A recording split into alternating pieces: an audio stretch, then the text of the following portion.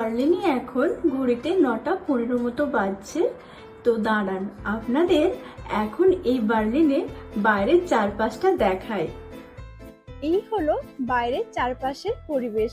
ওই দেখুন দূরে এখনো কেমন পাখির ঝাঁক উড়ে যাচ্ছে। ওরাও জানে এখনো সন্ধে হয়নি, তবে সন্ধে হবে।